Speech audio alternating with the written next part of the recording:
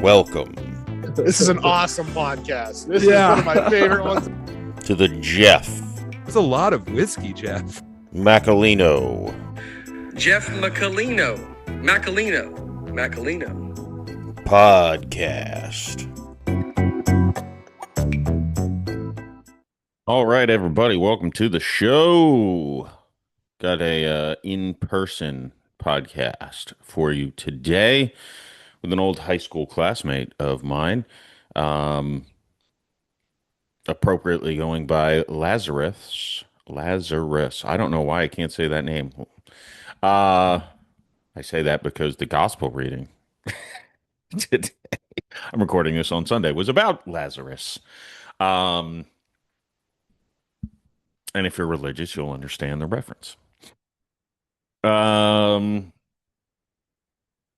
That's all I got. I did if you follow me on Instagram, which I hope you do. You may have seen that I did not drink for 7 straight days. I'm back drinking. It was just because my ex-wife was out of town and I had the kids for 9 straight nights. So I thought, I had a couple drinks the first couple nights, but then I'm like, let's see what happens. I had terrible back pain, bad sleep, gained a few pounds, just a couple, nothing substantial. It did not go well. My head was foggy. Like I've been drinking for 2 days. I think better. I wake up better because I sleep better. I think it's just about time that some people accept the fact that not everyone is the same. Some people are different. Some people, maybe their body functions better with a little bit of alcohol in them. Yeah, the quantity that I ingest may be problematic at times, but I went to sleep last night and I stayed asleep. I had a good night's sleep. I woke up at 6 a.m. the last 2 days that I was drinking the night before heavily. And no, I feel like $1,000,000. I'm going to go out. Yesterday I walked about 9 miles. Today I'm going to probably do about 7. Some people are just built differently. I don't know why it's such a hard concept. I also had the mocking thing that got a few responses from people where I was mocking several of the women that I've dated.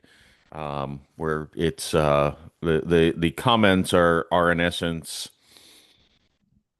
I don't know why you have to drink all night. You could just take a Xanax and smoke some weed like everyone else. Really? I don't understand. See, here's the one thing I'll say is I understand the concept that marijuana is healthier than alcohol. And I think it mostly to be true. But don't like shame my vice because you think your vice is better. It's not like smoking weed is some righteous thing that makes you a better person. Like you get high. Chill the fuck out, dude. And there's nothing wrong with getting high, in my opinion. You're at home, you want to enjoy video games or snacks or whatever. Go ahead. I like to drink, and no negative health effects to me, unless I drink too much and I fall down. But that's a whole another bag of dicks. So, anyways, there's my ranting for the day. I won't see you on the flip side, so make sure you're following me on all the socials. Shout out to the few film festivals that took the last ride or Thanksgiving again over this past week. Austin Liftoff took Thanksgiving again, and we're semifinalists in the Palm Springs Underground Festival, which is cool. It's fun that places like Palm Springs and Cleveland and places like that are a lot more endearing and loving. SoCal, a lot more endearing and loving of films than maybe a St. Pete Film Festival. Anywho's, Let's dive in. Here's me and Lazarus. God dang it. Lazarus Cain. Ooh, All right, everybody. yeah.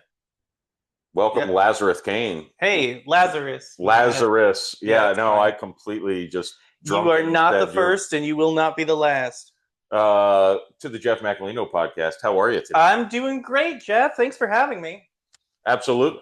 It's good to have an in-person guest. Oh yeah, of course. It adds an element. And Not sure what element that is, but it definitely adds it. from what I've gathered, it adds worse audio because we're using these mics. Wow. But it's more personal. Mm. And less connectivity issues as far as like I had one recently that has not aired and probably will not have aired before this one because I have to edit it. Oh yeah. Well, but the Wi-Fi went out, so just constantly she had to keep logging back in, and it was like I definitely understand like holding off on finishing a project because of how embarrassed you are with like the raw materials. I get it. it's not that I'm embarrassed. It's that a great podcast for me is one that I'm like, I just can click a few points, make sure both me and the other person's audio is clean. Sure. And then just publish it. I don't have to ever listen to it again because I already had the conversation. Listening to it again is painful. Half the time I'm too drunk to remember, to be fair. Yeah, well, I've heard you get used to it. Eventually, you just keep hearing your voice. And no one, at the start of things, no one likes hearing their voice recorded, right? Because it doesn't sound like me. Well, there's a reason for that. But yeah, I don't mind that so much as listening back to how stupid I sound. I'm like, why did you drink a lot during this period? And you're embarrassed by what you say. The last 20 years, yeah. Okay. Hey, I wasn't a part of that, so. Yeah, that was. It has been about 20 years that I've been drinking. I didn't start drinking until college. I honestly didn't start drinking until I was like 24. Like, I might have a beer or something like that. Definitely not underage, and not because I was like, I can't drink underage. But in my house, like my parents were like, if they had a cocktail or something like that, and we wanted to try it, we just asked. They said sure, and it was like so. It held no mystique. There was no like, hey, I'm getting away with something, right?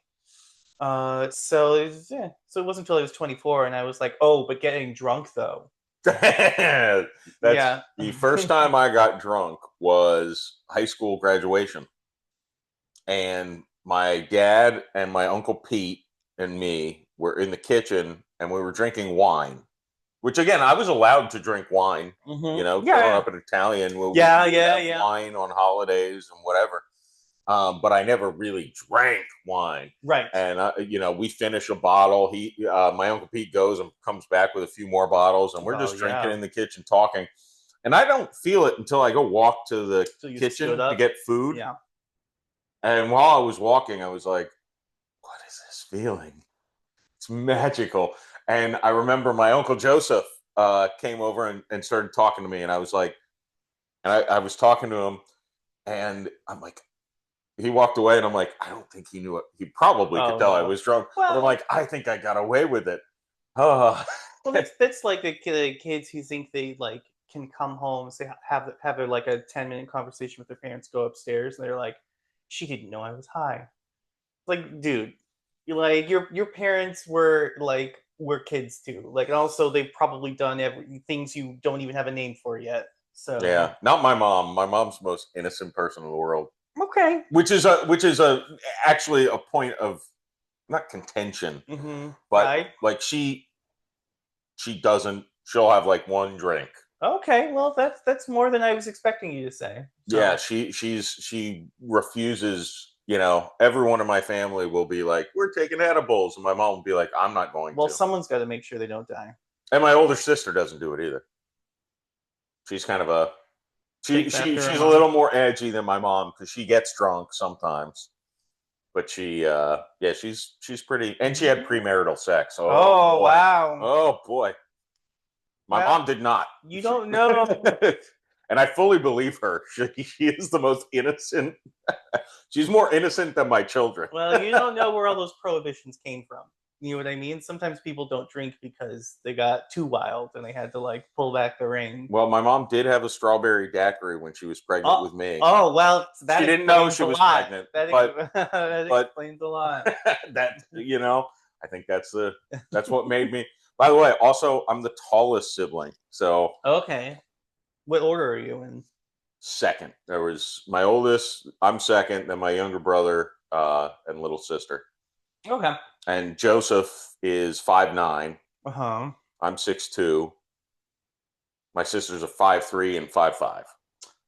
Right. So a little bit of mailman action there. Yeah, that's although my dad's tall and I look just like him. So maybe the other three are. That's rough. I know. I was holding out for some mailman action because like I'm the only blonde one in like this generation and maybe the generation before.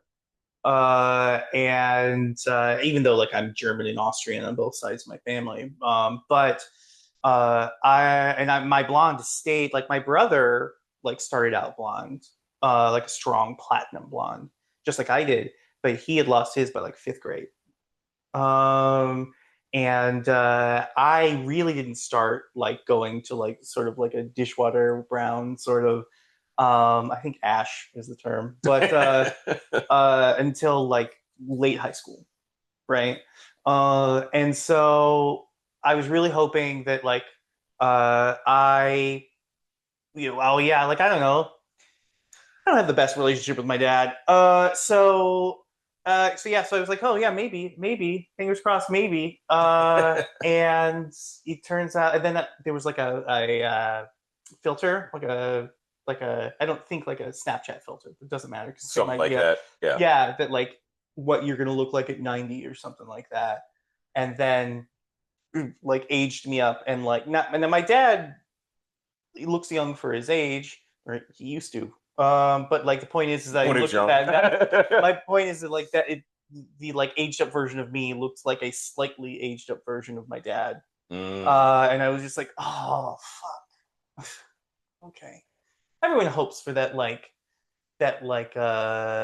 sort of like shonen anime or like YA novel, like you're a wizard Harry sort of moment, right? Yeah, I guess 23andMe ruined that for me because that's what when my daughter got it one year, I was so happy that I because I was like, I mean, I'm pretty sure, but we weren't married. We were in college. You never know. Well, I think, and I get the sense that she would still be your daughter, regardless of what the results came. Yeah, but it would have been like, some anger, not towards her. No, not towards her. No, but towards her mother. There would be some bookkeeping that had to happen that would not negatively impact your daughter, but so you just need to understand the playing field. Yeah, well, it would have been bad. I made sure I looked at the results first. Because imagine... So you didn't have to worry about controlling your face? Yeah, that was kind of it. And if it turned out I wasn't, I'd be like, she's not going to see this. Her results got lost in the mail. How old are you now? 16? Just turned 16. Yeah. All right. Well, yeah. I was gonna say, like, if she. I mean, I would tell her eventually. I think.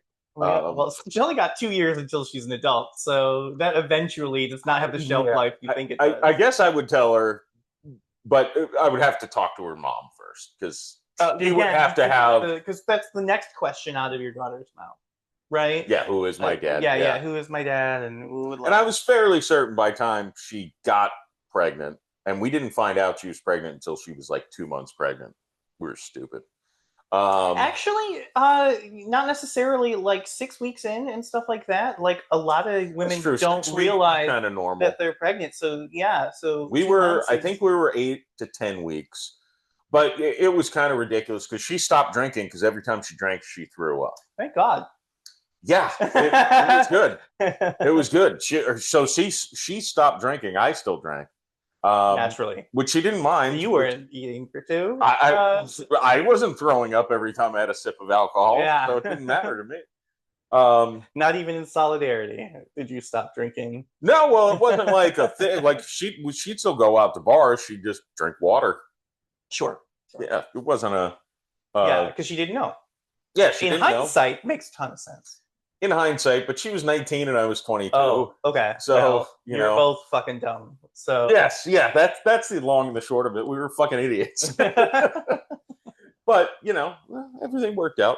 That's your body takes care of things when your brain's too dumb to figure them out. And it wasn't my body; it was her body. Yeah. The truth of the matter is, it really doesn't. It doesn't. She got so lucky. Your daughter got lucky most of all. Well, it doesn't for most people, Yeah. which is something interesting to think. Like, there's probably something there, like some connection of like your brain. If your brain is intelligent enough, it protects you. There are so many complications that can come from like just putting bad shit in your body while you're pregnant. You know what I mean? You can feel like a medical journal. You know what I mean? Mm-hmm. Like on just all the bad shit that can happen to the fetus. So I gotta like plant my flag on. No, there is not. Well, no, I think you're right, but I think there aren't many intelligent people who have that happen.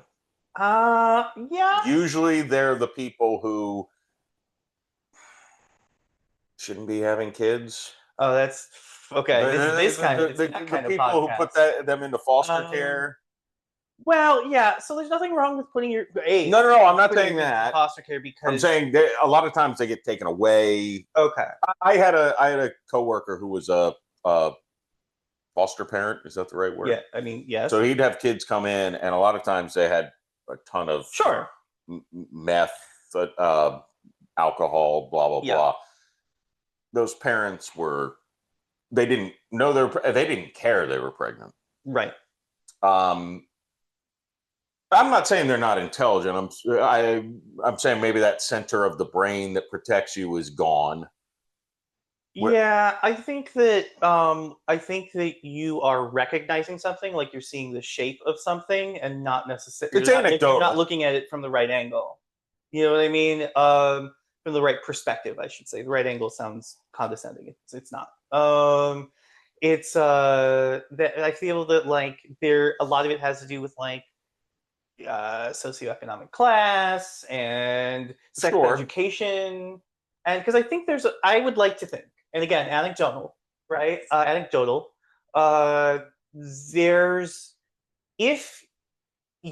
like to think that there's like some chunk of the mothers who give birth to kids with fetal alcohol syndrome and like all these other problems that have to do with what you put in your body while you were pregnant. If they knew that was even a possibility, then they would not have ingested those things. I'd like to think that. Right. You know, I'd like to think that. I understand it's anecdotal, and I understand it's a little bit romantic to think that. You know, I do believe, and I need my producer to look it up. Yeah, there you go. Jamie. I do think. I was going to say Jamie, but I didn't know if you know the reference. Yeah. But I do think I remember hearing most of the damage done from drinking or whatever is in the second and third trimester. Right.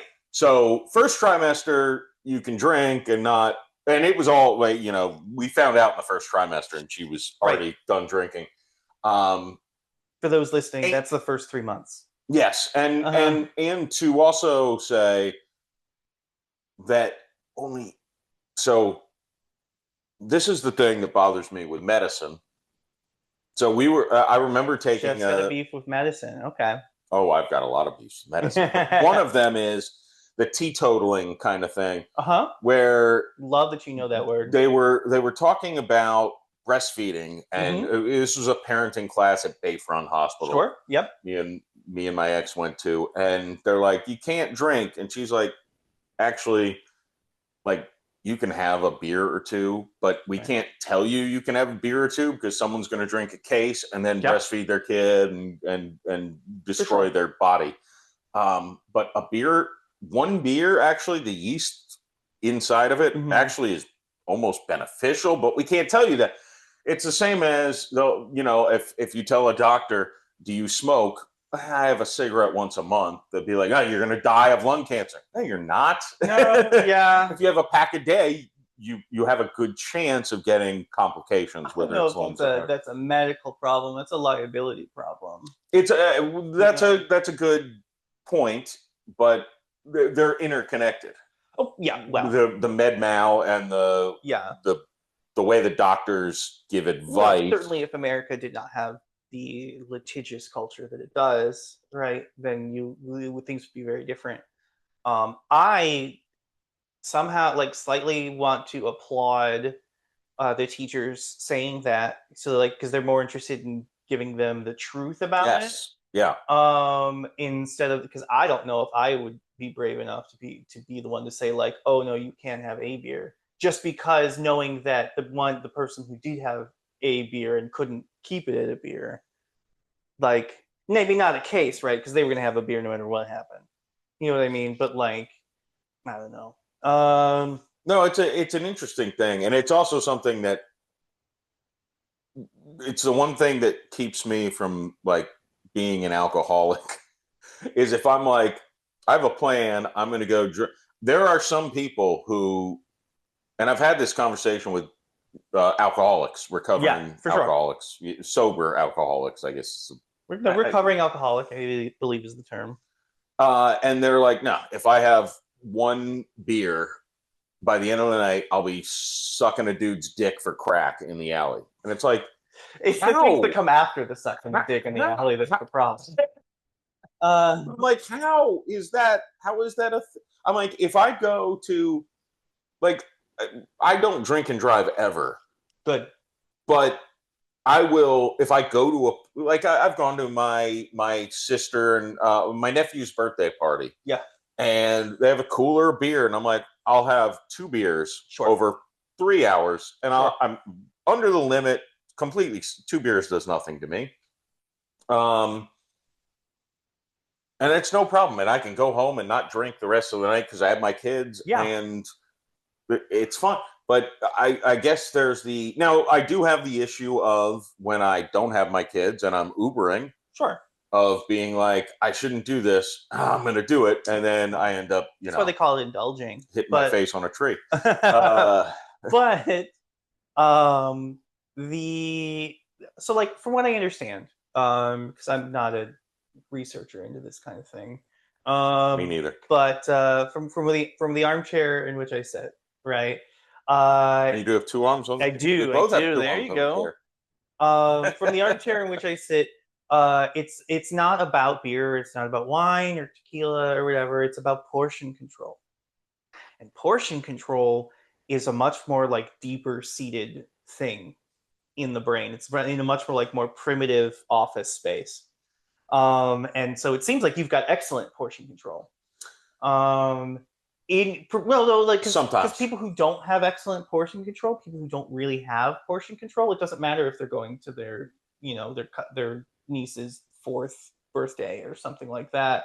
If that were true, the birthday would be dry, right? Because they can't invite you, but they also aren't going to prevent any alcohol mishaps from happening, right? And someone like that will probably show up drunk anyway. So I could never have someone like that in my house. There's a great you can have to get a glass column with put a sheet over it. Yeah. So there's a great line from West Wing, where I believe it's the vice president is explaining his alcoholism, because he seems like a great guy, and he is. Don't get me wrong, he is a great guy, and he's very chill. He's great at parties and things like that. And so there's this one character who I'm maybe paraphrasing, but he's basically explaining it to her, and he says, well, it's because I can't have a beer, because if I have 1 beer, I will have 10. Yeah. Guaranteed. And then once I have 10, all bets are off. And so that's what it is. And so I have excellent portion control as well. But I've definitely run into some problems. I like to say that I am not an alcoholic. I do occasionally suffer from alcoholism.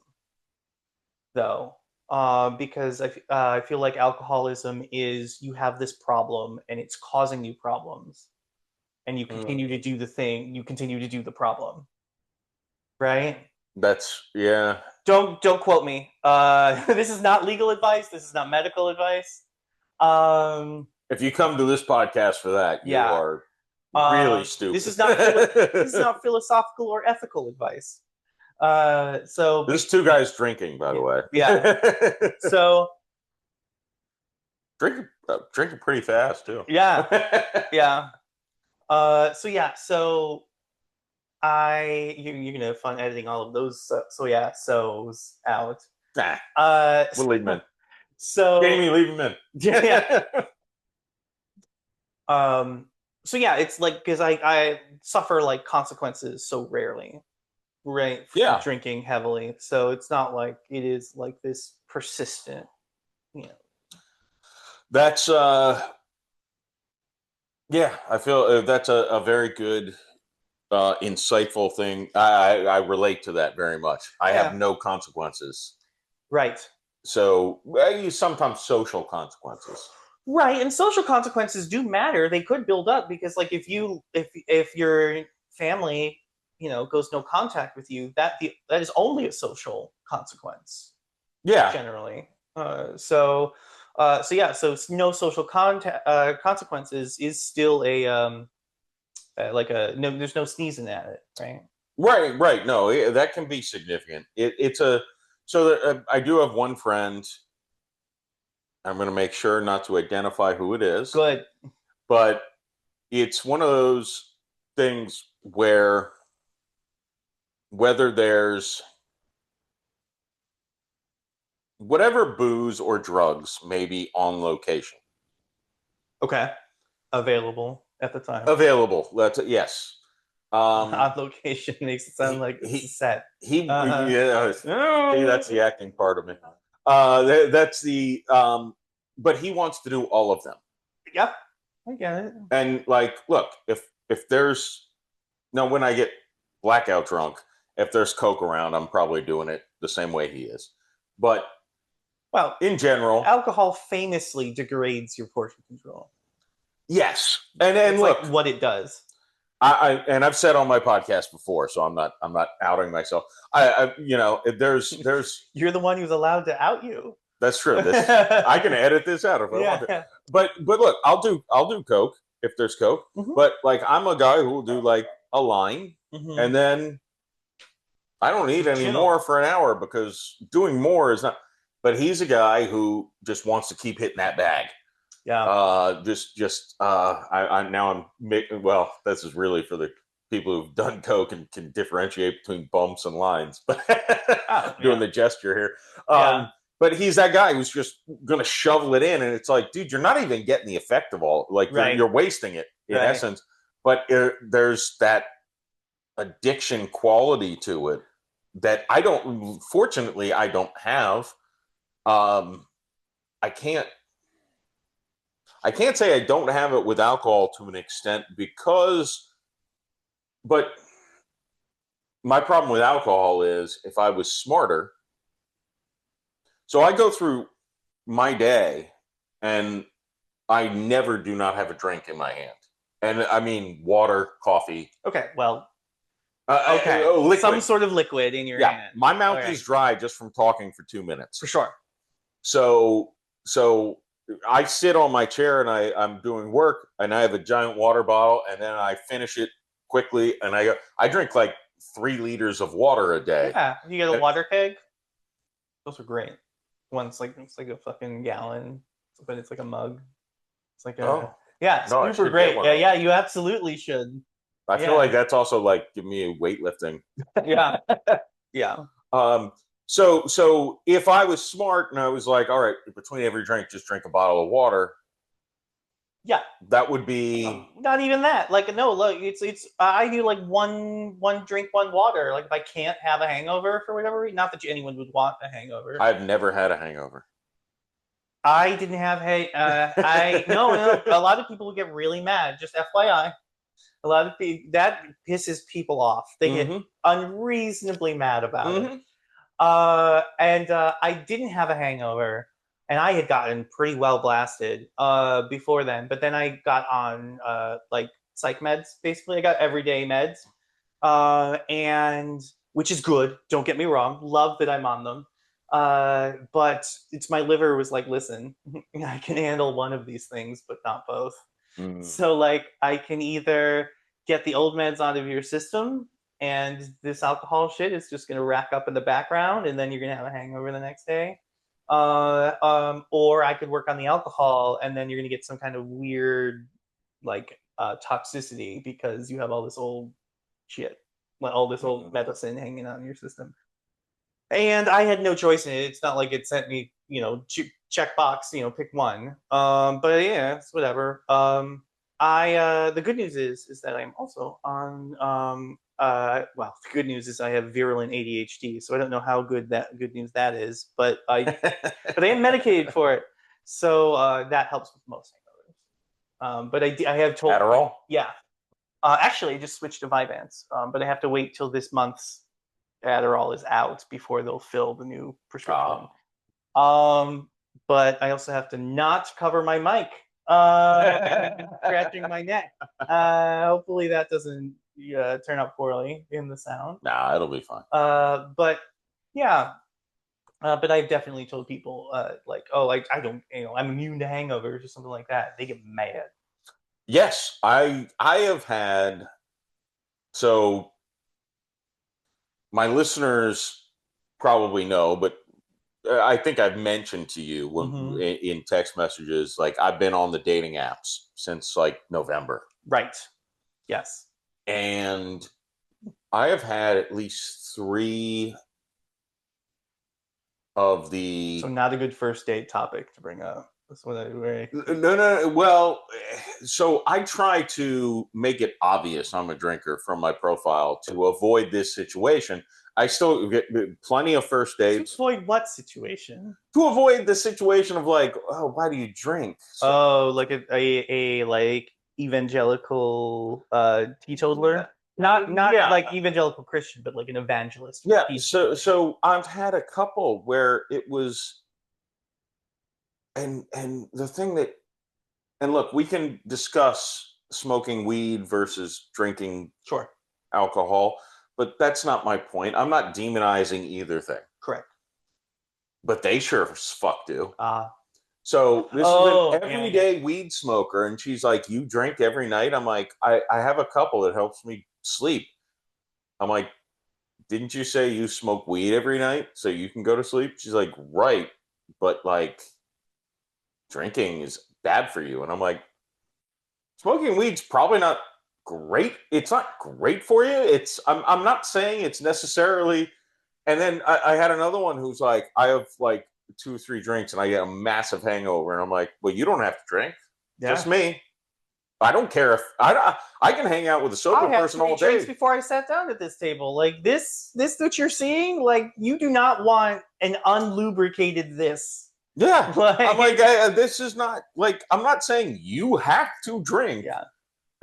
But the best thing was the best thing was the last chick who I dated, gone on more dates with than anyone else. Ended things while I was so drunk I don't even remember it. But I woke up and I was like, probably a validation. I was like, but I wasn't that drunk. I was sleep deprived. In fairness. Okay. Well, but it was not. I vaguely remember the conversation, just not the specifics. Whatever amalgam of like weird like brain states you were in, all of them were preventable. Right, but I like drinking more than I like her. I mean, so that's the bottom line, right? I mean, those funny signs from a dive bar. I had to choose between my girlfriend and drinking. God, I'll miss her. Yeah, I mean that is literally if a chick said you need to stop drinking or and you could be with me, and I'd be like, nah, I'm gonna keep drinking, bitch. Also, ultimatums are just not cool. The other thing that's hilarious with the dating apps is the 2 chicks I dated. I went on 2 dates with each of them, and I was not attracted to either of them, and neither of them drank. But he did go on dates with them. Well, so here's the thing. They were nice, and I'm like, I don't have the physical attraction, but I'm trying to be a better person and not be a shallow asshole. Okay. So I'm like, all right, she's a nice person. Neither of them drank, and they loved watching me just pound drinks. They're like, it's like you're It's like nothing. yeah. Well, because Yeah. when you're out and drinking, they don't pour drinks like I pour drinks Olympic in my athletes house. are also very impressive. Right? It's about practice. Well, that was an old stand-up joke I used to do. Is people? I was talking about soccer. Soccer is so boring. Well, they can do things you can't do. I'm like, right? Can they drink 2 liters of whiskey and wake up without a hangover? No. So fuck you. I'm not calling myself an athlete because I can do that. Well, I have some thoughts about men's soccer for sure. And men. By the way, soccer is a sport. Yeah. There's a whole controversial thing I had last year where my daughter was on the swim team and I said swimming's not a sport, it's an exercise. That's great parenting. No, I wasn't insulting her. She didn't disagree with me even. I just said just like racing, that's track and field, not a sport. The decathlon is a sport. I realized what shot put isn't a sport. Discus isn't a sport. Javelin isn't a sport. Is darts a sport? I no. mean, what's your definition Bowling? of sport? You know what I found? So I finally crystallized it. It's you have to be able to have multiple athletic things blend together. So like football, you have to be fast, you have to be strong. Mm-hmm. Depending on your position, you might have to have other good hands, be able to throw, agility, whatever. Boxing, you have to be good on your feet. You have to be able to punch, jab, react, all these things. Okay. Tennis, hand-eye coordination, incredible agility and speed back. But swimming, you're literally just exercising. Darts, you're literally just doing this. Bowling, you're doing this. Okay. Track, you're just running. Mm-hmm. I'm like, so track's not a sport. The field is. The decathlon, yes. When you have, I would say the discus, I think, where you have to spin around. Yeah, that's a sport. Yeah. But if you just can be good at one simple skill, I don't think that makes it a sport. Because again, then me drinking without a hangover, I'm a world-class athlete. I mean, if someone declares who could drink the most without getting a hangover,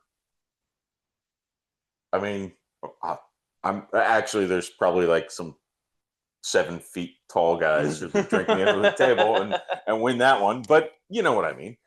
There's probably some 5'5" women who could drink you under the table. Don't tease me about having a soulmate out there. That would be awesome. Yeah. Actually, that was the on Facebook dating. I changed my filters to be like within 10 miles of my house and drinked often. There you go. Well, it's important. Compatibility matters.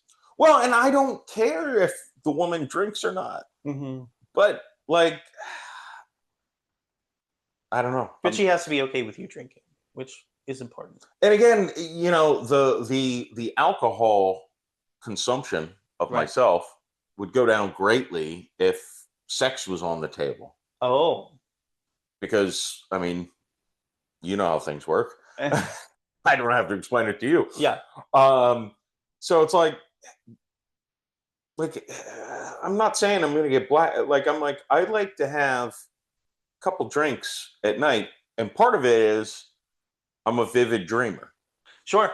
So I took a nap this afternoon, or I don't know when I took it, but that doesn't matter. Sober nap. Yeah. I'd fall asleep for 10 minutes and wake up because my dreams were so vivid and fucking crazy. Yeah. I'd go back to sleep. I had like 8 dreams in an hour. Wow. And then the fun thing is I had an alarm set and I snoozed. So you got those 9 minutes. Mm-hmm. and I would have a very intricate dream in 9 minutes. And it was just a test. And I'm like, see, this is why I can't sleep sober, because I would not sleep. Yeah. I would sleep for 20 minutes, wake up and be like, fuck. But having a couple drinks takes the edge off. Yeah. I still dream and they're still vivid, but they're not so like, you get touched in your dream and you're waking up jumping because someone touched you. Yeah. I get it. I do. I think it's called broken sleep. And yeah, I have the same problem. And I still kind of do. Whereas like my problem was that like it took me like hour and a half, 2 hours to get to sleep. And then I would wake up 5 to 8 times a night. And then it would take me like, half the time to like get back to sleep. So like could be up to an hour to get back to sleep. So you never getting 8 hours like that. No, you're barely getting 3. Yeah. It's a bad, but again, it's like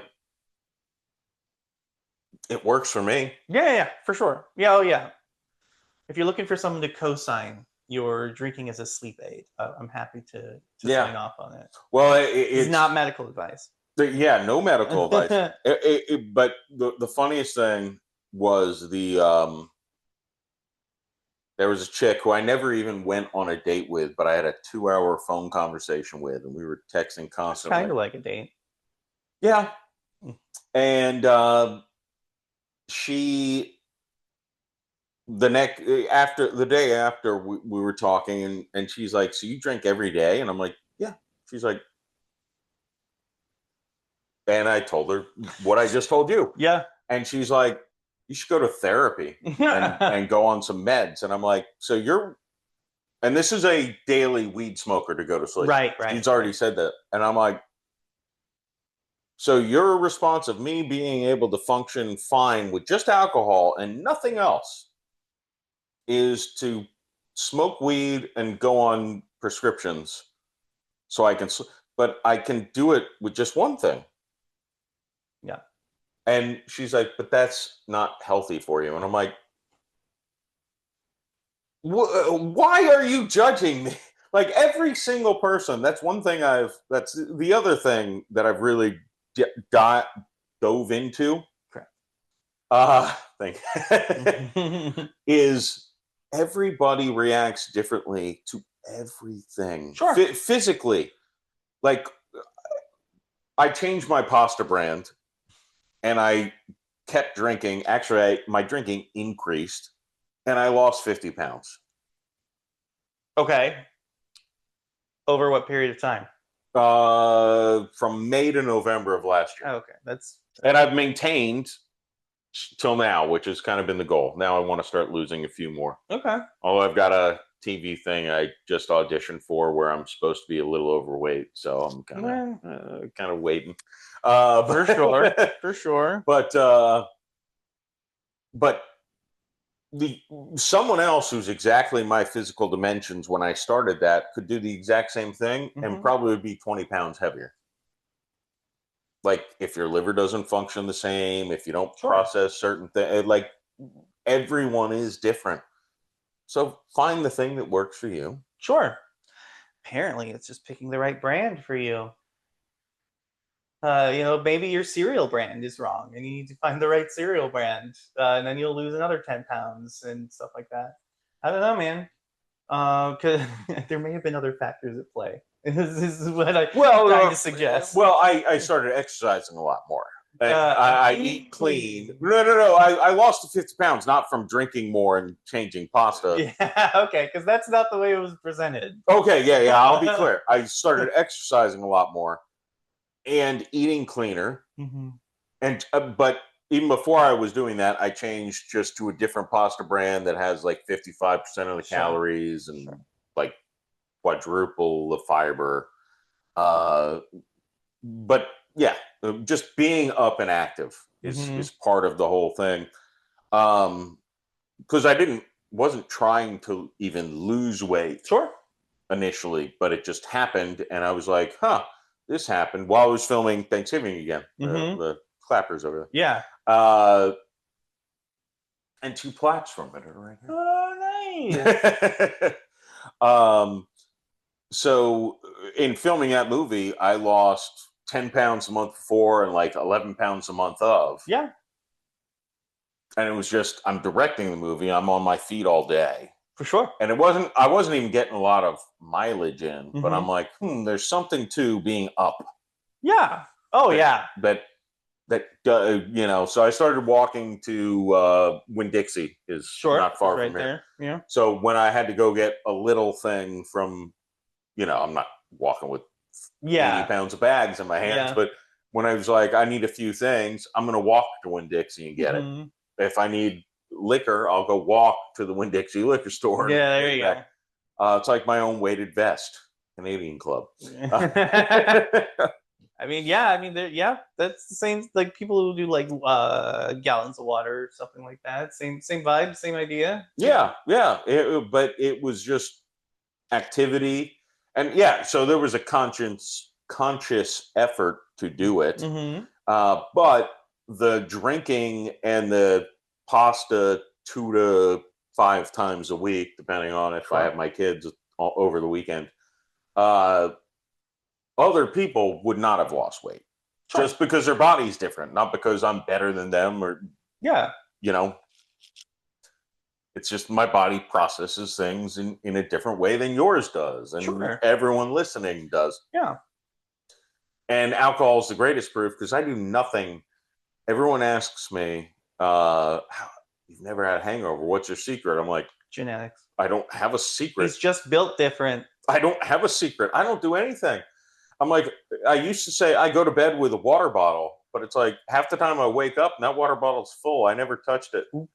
So I don't know. Well, the only like huge weight loss period. I'm gonna give you a chance to have some drink. The start of the story for me. Huge weight loss. I lost like 45 pounds in like 40 days or something like that. In 40 days? Yeah, something like that. Basically what had happened was I got diagnosed and medicated for ADHD. Yay, at 28. So a little bit late in life. That's a whole other thing to unpack. But the point is that I was, I think it was like 210 pounds at the time or something like that. And I just started, I was at Florida State. And I just started walking to school. And I lived close enough where that was a feasible thing. It did, however, mean that between walking to school, walking to wherever class, to campus, walking to wherever class was, plus like walking to like the student union for lunch or something like that, plus whenever we walk home, worked out to about 12 to 16 miles a day, which works out to right around 3,500 to 4,000 calories a day. Wow. And it turns out that when you need ice cream?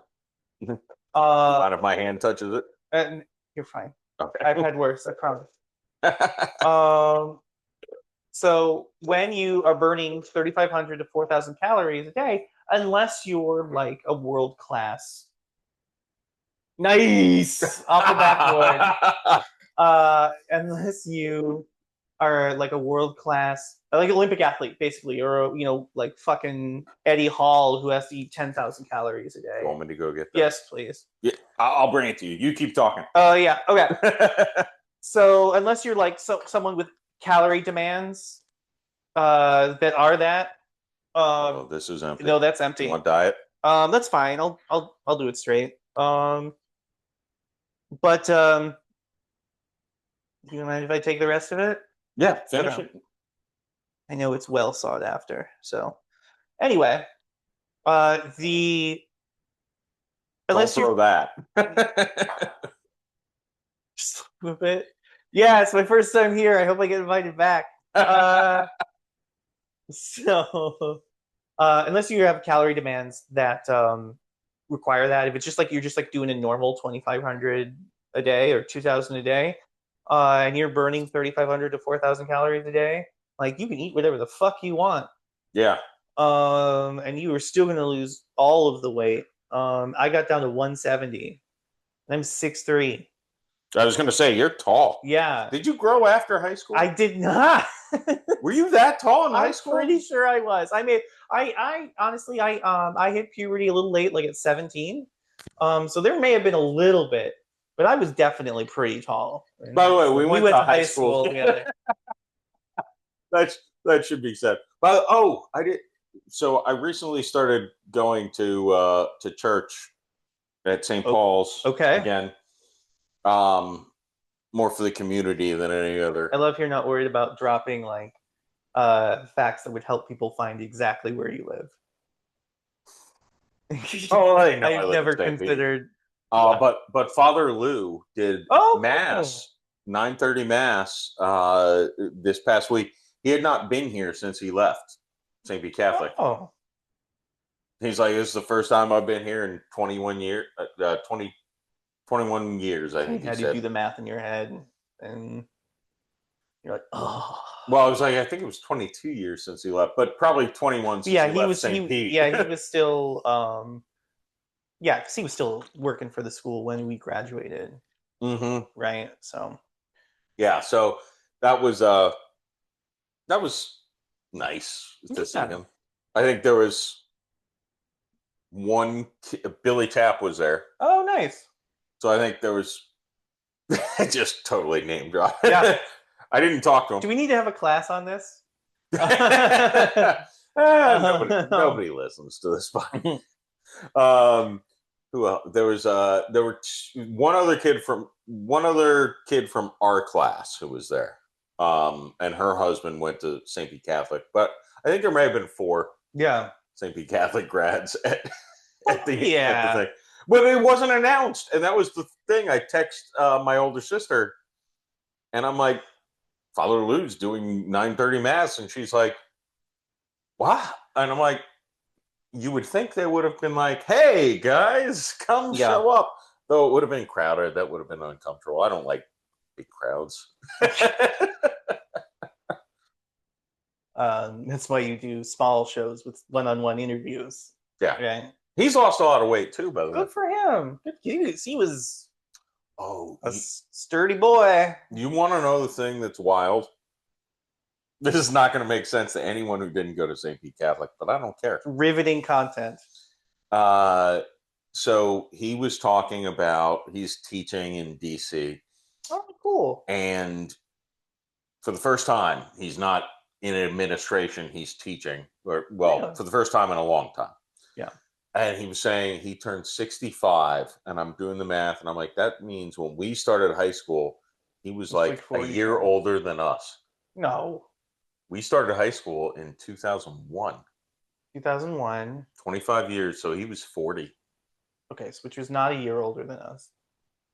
I'm 39. You're okay. Oh, today, right now. Today. Okay. I was like, I'm not good at math, but I'm like, I always thought he was so old.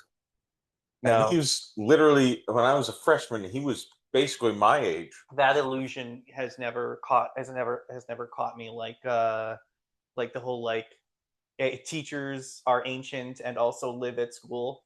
Live at school thing never did, but that's because I had a once I realized that they don't just appear in your classroom, you know what I mean? Once I realized, in 3rd grade when that gets revealed to you, I just have usually just thought oh, okay.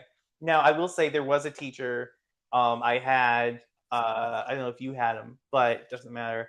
The point is, he made a reference to the song that's Nobody Likes You When You're 23. And he was talking to us, he's like, you know that song? And he was like, yeah, it's true. Leads me to believe he was 23 at the time, which that's mind-blowing for me. That when I was two a sophomore or something that I feel like it could have been. But yeah, no, does his last name start with an R or a Z? It's neither of those people. Oh, okay. Started with an S. But no, I could totally see Father Lou as a young 40s. You know what I mean? Like yeah, it makes sense in hindsight. as most things do. Yeah, but at the time, like if you asked me how old he was freshman year, I Yeah. would have said he's 65. And that's wild. Like I'm like, he's older than my parents. He's older than Dirt. he's the authority figure. That's probably what it was. Is you associate age with authority, or at least at the time. At the time, Yeah. I think for sure. I think that's, and I am actually the worst age. Guesser. Yeah. We'll go with that. I cannot gauge age. I can no longer discern human age. Yeah, like if you know, you know. Well, I was watching a movie before you got here, and the dude is like, I'm 25, but I feel like I'm a child. And I'm like, I thought you were 40. Yeah. And I'm like, maybe that's a warped sense of self. Like, yeah. Now, the actor was probably in his 30s. Yeah, that's the thing is, it's movies and TV shows and stuff like that. Like, you've spent, 2 hours or more in hair and makeup. So the whole point of it is glamour, right? To obscure any tells and stuff like that. Yeah, it's a weird. Yeah, Hollywood is weird because I've Hollywood. I'll say weird. Filmmaking is weird in general because it's like ages. If you just act like it's normal, no one cares. When you call it out, though, when you're like, I'm 25, it's like, ugh. You look old for 25. You smoke a lot. I mean, as someone who looks young for their age, right? When I wear a hat, I look young for my age. When I show the grays, well, then now you're distinguished. You see. Oh yeah, I've had multiple dates, which is sad because it's like the sexiest thing about me is your silver temples. Is that, and I'm like, oh no. I've had my voice. How about so far? The sexiest thing about you so far is your silver temples. Yeah, well, they never got much further. That might be on you. It probably is. I'm incredibly bad at dating. Oh no, I mean, you need a side class for that as well. Yeah, there's a whole. Well, we'll unpack it at the dive bar and then see if we can joke about it on the podcast. Yeah, that's good. Yeah. I'm already assuming I'm getting a sequel. Fake it till you make it. But yeah, I don't know what time it is. It's time for a team drink. What? Well, I was trying to see whether it's time to end the podcast. I try to go about an hour. Okay. I feel like we've been about an hour. Oh, did you not? I didn't. I don't know what time we started. Nope. I'm the podcast host. I took so many professional. It doesn't say on the screen. No, it does not. Oh God, you failed me. Nope. But I think it's close to an hour. Lazarus. Why can't I say Lazarus? I don't know, but people, Lazarus. Even sober people. God damn it.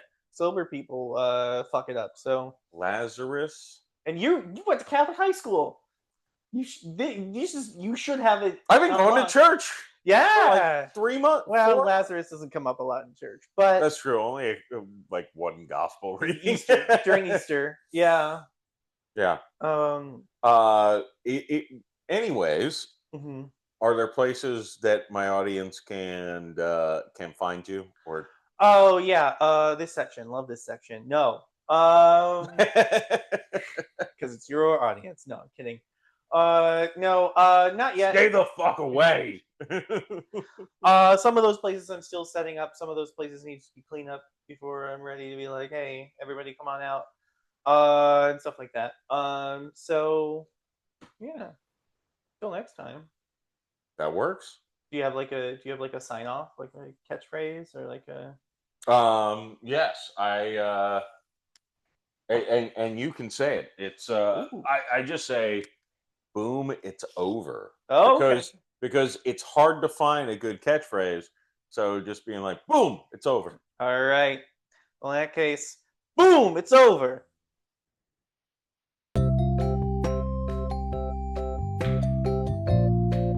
Thanks for listening. It was amazing. I loved it. Be sure to come back for another great episode I'm one wing away from Jeff Macalino. of the Jeff Macalino Podcast. How much time did you spend on thinking of the name of your podcast? You want just straight, that's my name, I'll add the word podcast to it. Yup. See you next week.